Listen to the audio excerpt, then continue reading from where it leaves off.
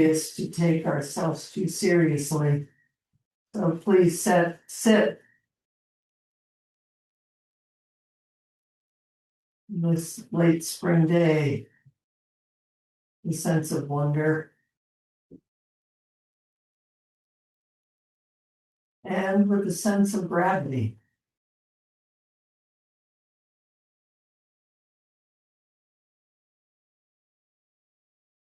Just keep coming back. Just hear just this. May the whole world wake up together through this very body, heart, and mind.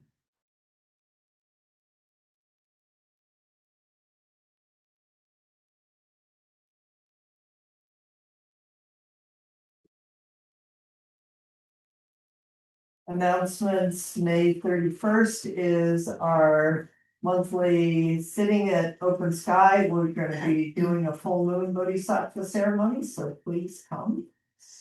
And you want to make an announcement? Sure, yeah, I just put my contact here, but if anybody needs gardening help, are you available for that?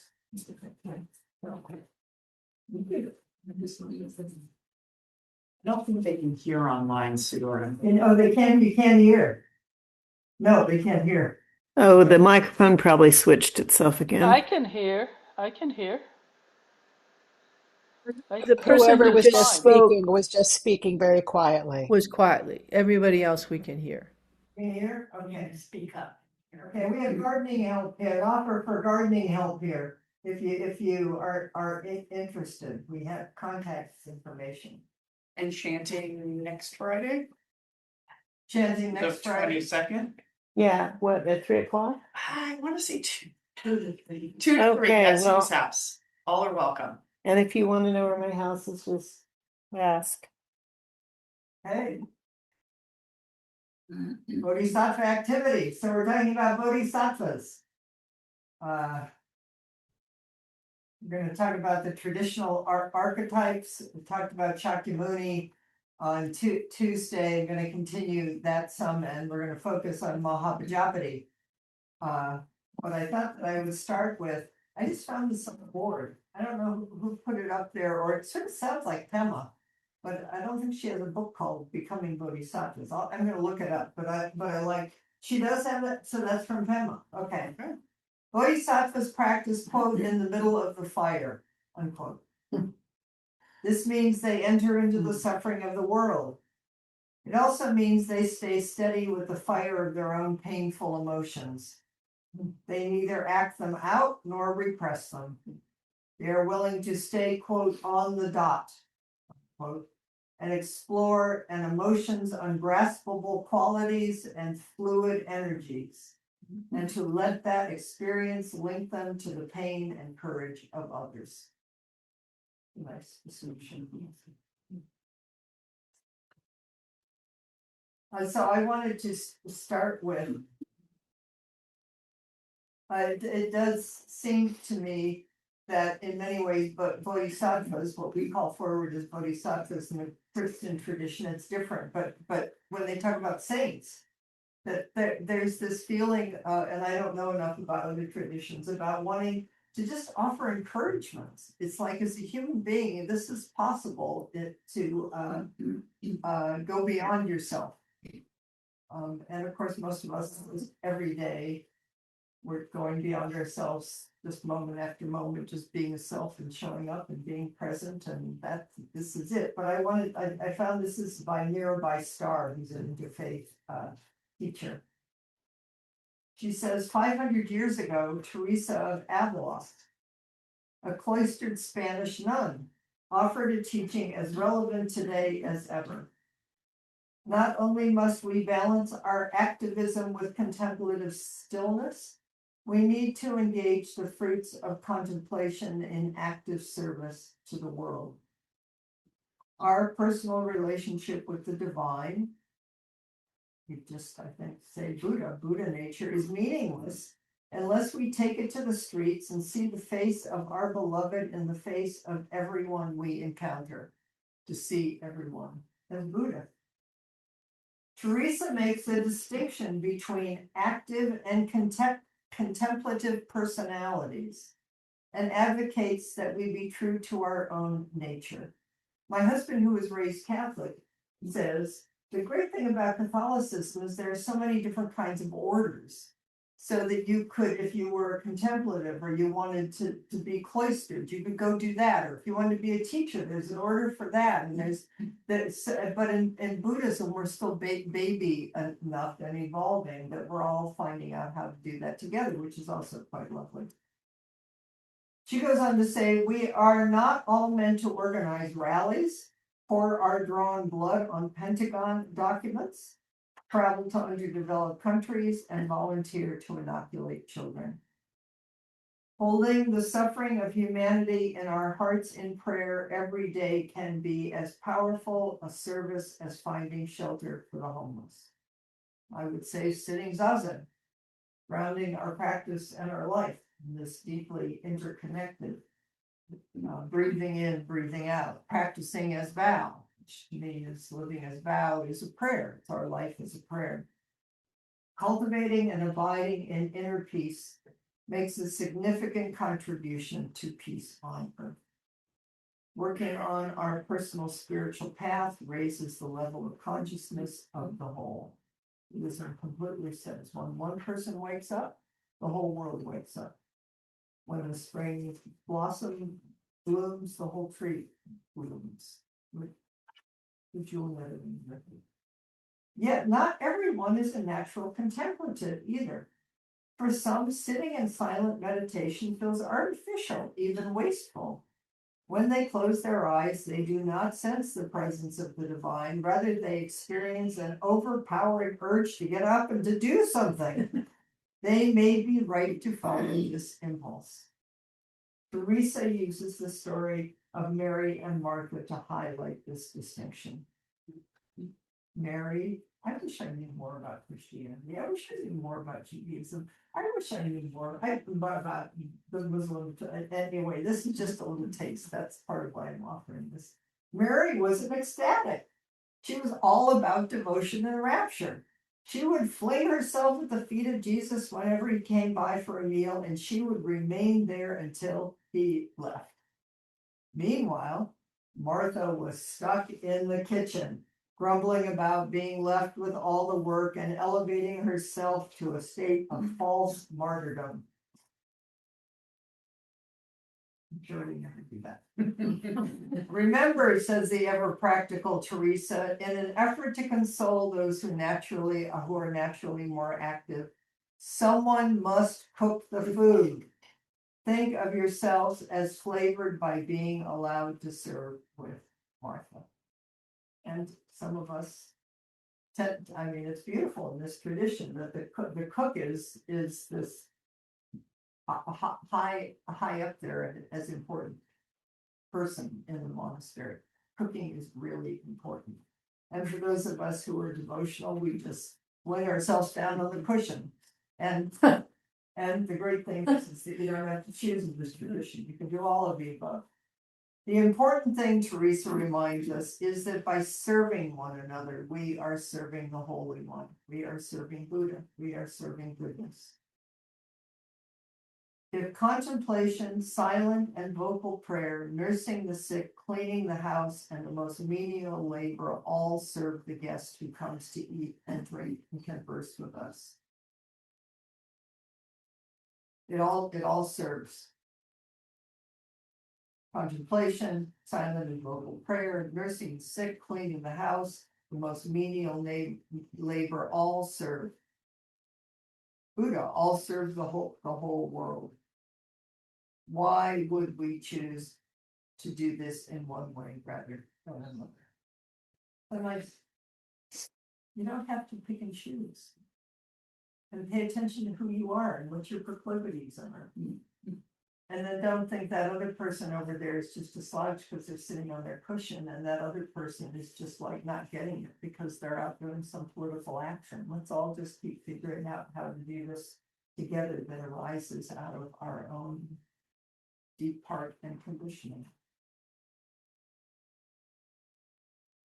So Mahaprajapati, Why don't you put up the picture, we're gonna put up a picture on the screen, and I think there's a picture of her back, there is, you wanna bring her forward, she's sitting in a little box. It's unusual for depictions of Mahaprajapati, and she's come forward, more. In our time. This is Mahaprajapati. Now, actually, that's Prajnaparamita. This is Prajnaparamita. Prajnaparamita is the feminine who's the mother of all the Buddhas. So in essence, what I want to say is Shakyamuni Buddha and many of the traditional archetypes, Bodhisattva archetypes, are depicted in male bodies. find it now. One of the reasons I want to bring forward Mayumi's drawings, and I want to bring forward Mahaprajapati, and I want to bring forward Prajnaparamita, is I think it's really important to see feminine body. It's under Gmail. There. I realized that a certain Where did you point, find it? there it is. Okay. It's coming up. That's a depiction of Mahaprajapati. Oh, I guess that'll work. Yeah, that's as much good as it's gonna work. It was a teeny tiny. I think we can still.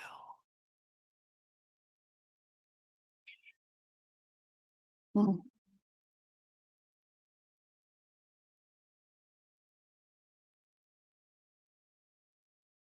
Straight. Understand. There it is. It's a teeny tiny thing, so I made it bigger. Okay, so I'm gonna go on while they're working. We're just gonna leave it So Here you go. when we talked about Shakyamuni Buddha, who is the Buddha of this era,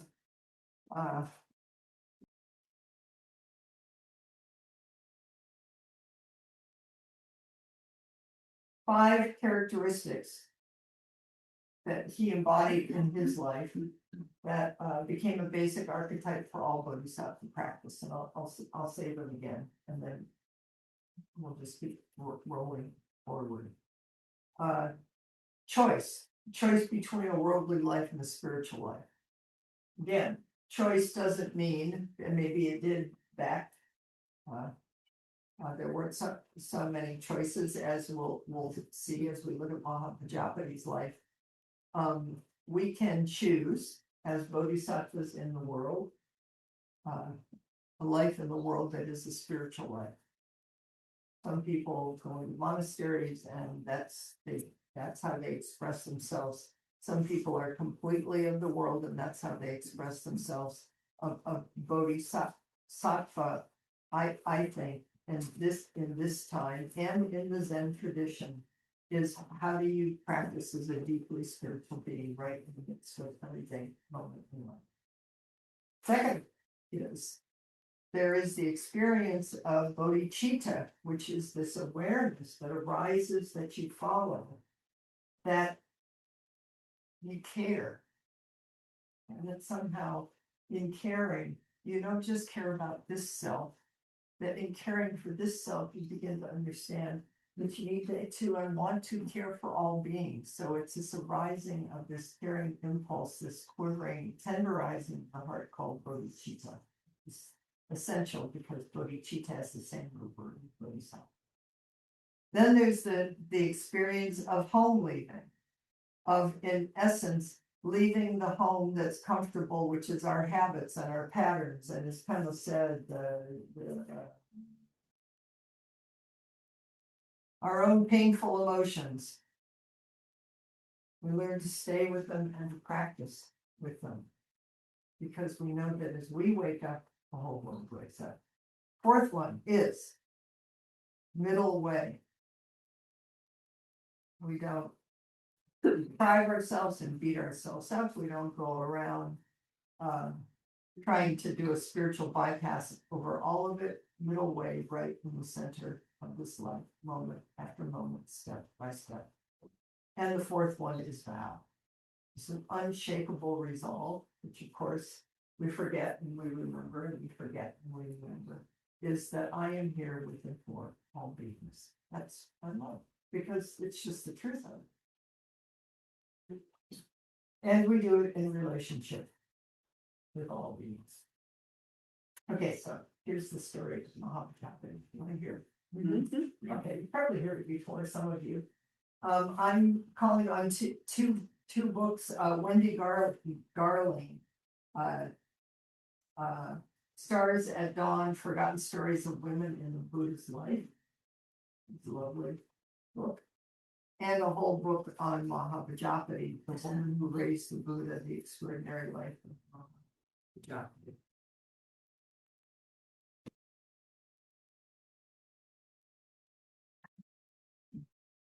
Gautami was called Prajapati, which means mother of a great child. She was the founder of the first order of Buddhist nuns. Born in northeast India in the foothills of the Himalayas, she and her sister Maya were chiefs of the Shakti clan. Okay, we're going to the chiefs, but I don't think they were chiefs. Maya became pregnant first. As was custom, she wanted to give birth in the family home. So when her time grew near, she began the journey home. She stopped in the Lumbini garden to admire flowering trees, and when she raised her arm to pick a blossom from the asoka tree, she went into labor and gave. 7 days later, she died. Prajapati took and raised him as her first child, and then later Prajapati bore 2 children of her own. So very much, the mother is very much of the world. At 29, Siddhartha, who was to become the Buddha, left home and did not return for 6 years. Prajapati was in her 50s or early 60s when he returned. It's a great story about this whole story. She was in her 50s or early 60s. I don't think I ever got that before, that it ripened in her as a mature woman. She became a lay convert when she heard her son, who was now the Buddha, teach. And she would have been held in esteem as a woman who had rare access to religious instruction and practice. And she became known as Prajapati, the mother of the great child. So then the Buddha went out teaching, left again, went out teaching. And when he left, many sons and husbands went with him, including Prajapati's son Nanda. And then the king died. And then Prajapati was truly alone. Maybe some of us identify with this beloved people die, children leave home. Who are we? What are we going to do? One by one, the women in the clan found their way to Prajapati, begging for help and support since their own sons and husbands had gone with Siddhartha. And then the Kalyans and the Sakyas went to war. Then there was a war, and many men died. There was more dying, and more women were left alone. And their widows came too, until 500 women surrounded Prajapati. 500 people came to her for comfort, support, with their deep spiritual questions, and to be with women they trusted and with common experience. Someone who held spiritual aspirations and knew of suffering and did not want to turn. So Siddhartha, the story goes, came near Kapilavastu again, and as he was preparing to leave, this is where she was, Prajapati begged for an audience with him. You know, we're in a very hierarchy time here. Let us come with you, she cried. Let us join you. And you know what the Buddha, her son, said? Give this up, my mother. He was not unkind, but just Do not ask, do not set your heart on this. I'm going to say something a little bit about how this story, which is the traditional story passed down, may not be, of course, what really happened, because we know lots of stories in the church and otherwhere were changed over time, but this is the story that we have. Prajapati did not stop or turn away. She said again, please let us join you. No, he said again, you should be home. What would become of the world if women didn't take care of the home? And she asked again, and again he said no. And then he left, and she was left behind.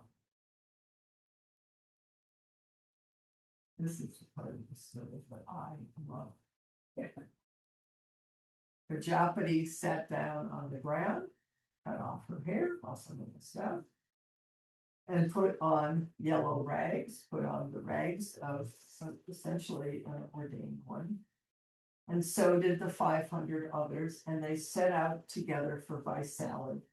And they walked day by day for 150 miles.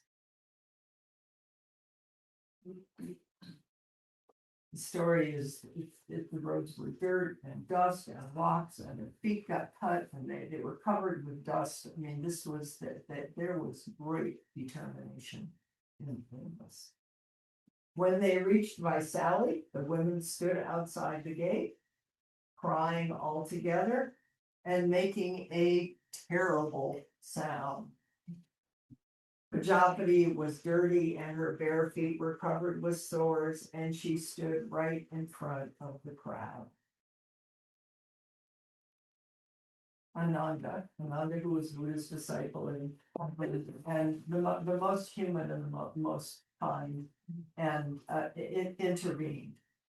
It's said in some women's monasteries they do a yearly ceremony to honor Ananda because of how he intervened there. This in this part of the story. He appeared at the gate. Why are you here, mother? He asked respectfully. Because he said no, she cried. Help us. We have no place to go, said Prajapati. How can we take care of our homes if no one is home? We long for the truth of this life, the same as you do. We are the same as you are now. And Ananda was not sure what to do. He went to tell Siddhartha, the Buddha, about the women outside the gate. Why don't you let them join? He asked. And Ananda asked again and again. And Siddhartha, the Buddha, continued to say no. And finally, Ananda asked, aren't women competent, Siddhartha? Can't they understand the same as men? Well, yes, of course, said Siddhartha. And since women are able to realize perfection, and since Mahaprajapati was so kind to you, caring for you, and suckling you at your own breast, surely it would be good for women if women were allowed to ordain. The Buddha relented, and the Sangha of women was born. Although he did tag on that I'll let you in, but you're going to have a whole bunch of extra rules that you have to follow. But we also know, here's a little. This is from Wendy Garland. Evidence found in this author, Wendy Garland's investigation of early narratives, finds their sexist nature completely out of character for the Buddha and supports many contemporary views that they are of doubtful authenticity, at least in their present form. As Analayo has said, it seems safe to conclude that the elements in the canonical accounts that express a negative attitude towards nuns seems to stem from a later textual layer. These stand in direct context to the numerous canonical texts that present the Buddha's attitude towards the order of nun in a positive light, indicating that he wanted an order of nuns whose existence should be reckoned as one of the prerequisites for the duration of his life. So we don't know what happened, But what I loved about this is that she was not going to take no for an answer. And how many times and in how many ways have we come up against obstacles in our own heart and our own life and what the world says and tells us, and this isn't just women, of course, I mean, it's the feminine in everybody too. And she just said, my heart is set on this.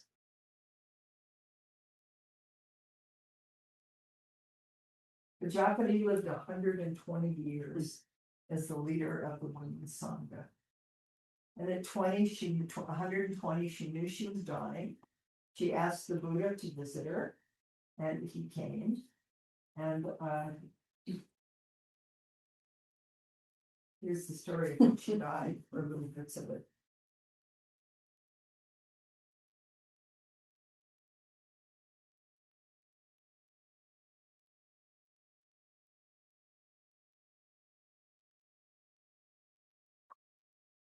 When she was dying, as she died, the earth shook, flowers fell. Buddha said, Prajapati has been the great trunk of the women's tree.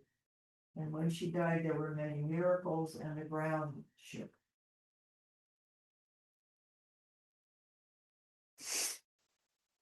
In his eulogy, the Buddha said, know this, O monks, she was most wise, with wisdom vast and wide. She was a nun of great renown, a master of great powers. She cultivated divine ear and knew what others thought. So that, I think that's just an intuitive body. You cultivated divine ear so you can hear the cries and the suffering of the world. In former births before this one, she mastered divine eyes. Divine eyes is Buddha eye, eyes that see the suffering of the world and see the interconnection of everything. All imperfections were destroyed, she'll have no more rebirths. Mahaprajapati's Apadana, her passing, is exceptionally important early literature evidence in support of Buddhist women. She is portrayed not only as a preeminent among the Buddha's female disciples, but as a female Buddha, she is the Buddha's counterpart. She is the female counterpart of the Buddha, the founder and leader of the nuns' order, who parallels Gautami, the founder and leader of the monks' order. Gautami is represented as the Buddha for women. So it seems more than time to make her one of the traditional archetypes too. It's how when I get discouraged, when I've gotten discouraged in my life, I just heard just sitting down on the ground, finding her resolve, standing up, and they all just kept going. Don't tell me what to say. Something. So here's the in the Hidden Lamp. This story in a shorter way is told, and here's Bodhisattvas' reflection. Let us take courage from Mahaprajapati, who was victorious because she kept her heart set. This is a courageous heart, a knowing heart, a heart of depth of intuition heart, beautiful heart, profoundly listening heart, ancient pulse of the earth heart, devoted heart, radical heart, heart that loves all beings.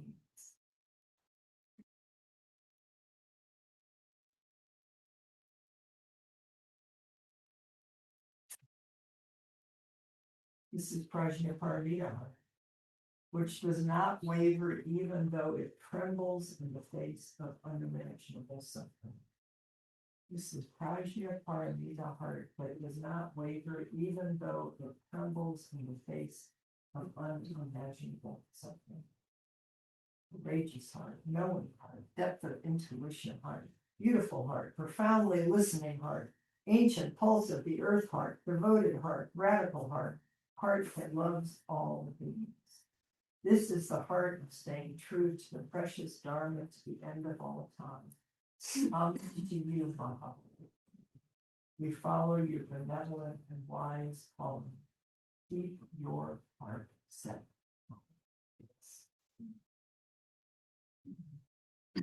And I'll just add a little commentary here by Sally Teasdale, there was a whole wave, now it's more out there, but there was a whole wave when stories of early women practitioners started coming forward, and Sally Teasdale was one of them. And the book Women of the Way, I didn't bring it, but we have maybe we can find.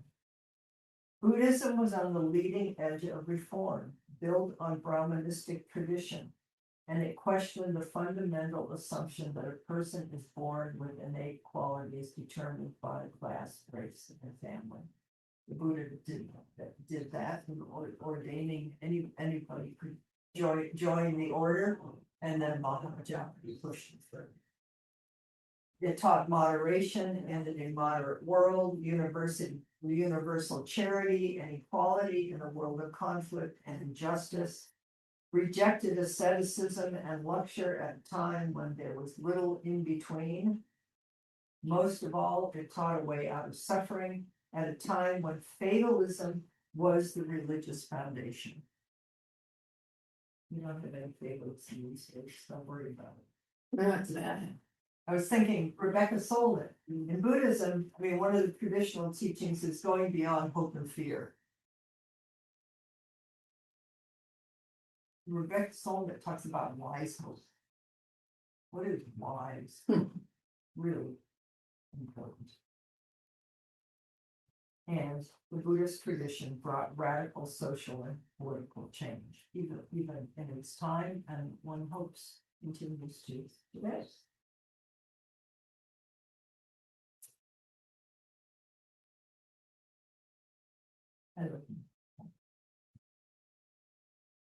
So, okay, so we have a little bit of time here, and let's do this. What if you just turn to somebody next to you, and then we'll have time to come back together, because I'm only going to give you a few minutes. So just trust what comes up spontaneously from deep heart mind. What is your heart set on? Just